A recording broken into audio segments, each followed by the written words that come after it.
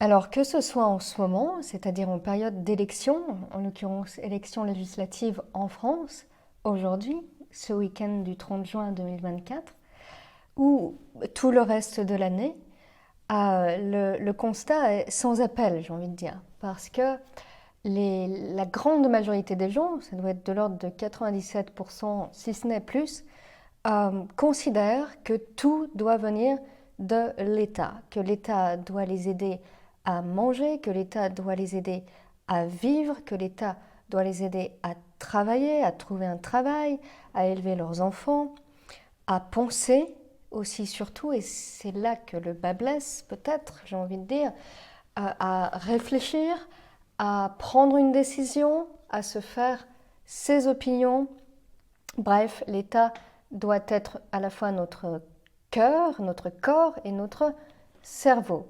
Pour beaucoup de gens, en tout cas, c'est comme ça, et si ça ne l'est pas consciemment, en tout cas, ça l'est inconsciemment. C'est quand même la tendance observée, assez universelle et intemporelle. Pourquoi? Parce que c'est facile, parce que c'est confortable que de laisser quelqu'un ou une entité, en l'occurrence, réfléchir, penser à sa place. Parce que penser seul, être un esprit foncièrement libre, cela demande beaucoup de courage, forcément, fatalement de liberté et une grande force de caractère que la majorité des gens n'ont pas. Donc ça demande une acceptation du rejet de la part du groupe, une acceptation de l'ostracisation que de vouloir éventuellement remettre en question des thèses officielles, des vérités préétablies, des choses peut-être dont on doute parce que notre âme trouve que quelque chose ne va pas, notre cœur ressent que quelque chose cloche, peut-être, hein, ce ne sont que des exemples parmi d'autres. Je ne fais qu'illustrer, alors vous pouvez trouver mon propos un peu simpliste, mais c'est vrai. Et tout ça pour dire que quelles que soient les actions de l'État, qui peuvent être des actions aidantes, par exemple dans les subventions étatiques, qui sont des choses tout à fait bénéfiques, tout à fait positives pour certains projets d'envergure, par exemple, si l'État ne vient pas en aide pour réfléchir, pour penser, bref, pour vivre, eh bien, c'est que le problème vient en quelque sorte de vous. C'est que c'est à vous à faire ce travail et à vous seul. Parce que vous seul êtes responsable de vos choix, de vos opinions, de vos pensées, de vos habitudes de vie et donc des conséquences de tous vos choix.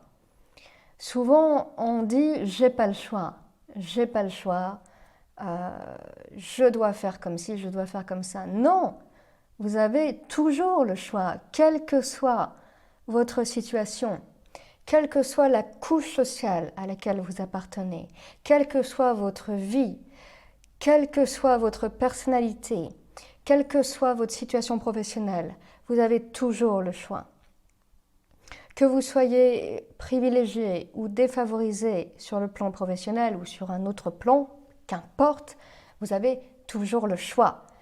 Parce que le problème, c'est que la majorité des gens, lorsqu'ils disent je n'ai pas le choix, c'est qu'ils n'ont pas envie de s'engager, d'assumer les conséquences de leur choix. Parce que c'est inconfortable. C'est quelque chose qui leur fait sortir de leur petite zone de confort et de connaissance dont ils ont l'habitude au quotidien. Mais c'est justement là qu'il faut aller ailleurs que ce qu'on connaît, au-delà de ce qu'on sait faire, au-delà de nos habitudes pour progresser, pour s'élever en termes de conscience des choses, de réflexion, de liberté d'esprit. Je pense, donc je suis, hein, comme disait Descartes, donc j'accepte de raisonner différemment pour ne pas me laisser berner, peut-être, et pour ne pas me laisser infantiliser par cet état maternant, par cet état qui justement m'assiste pour éviter que je sois un esprit libre et pour éviter de me faire accéder à cette lumière qui peut déranger beaucoup de personnes qui souhaitent rester dans l'ombre parce que c'est tellement facile, c'est tellement confortable que de rester ancré dans les basses énergies, les basses sphères, l'ombre. On ne parle pas du mal là, mais c'est l'ombre après qui se fait le relais du mal. Hein. C'est lié.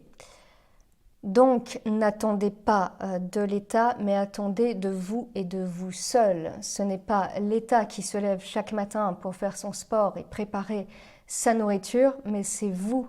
Vous êtes toujours responsable de vos actions, responsable des conséquences de vos actions et de vos choix, tout simplement.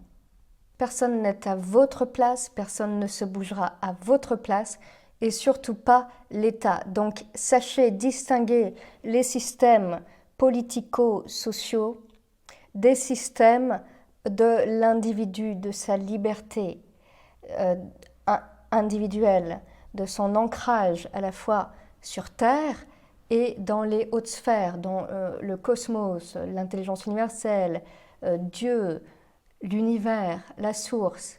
Appelez ça comme vous voulez, mais vous avez compris ce que je voulais dire. Ne surestimez pas le pouvoir des systèmes et ne sous-estimez pas le pouvoir de votre système intrinsèque, intérieur, qui est inhérent à votre condition d'homme, avec un grand H, d'être humain, d'homme et de femme. C'est vous qui avez le pouvoir de changer les choses. Alors agissez maintenant et n'attendez rien des États.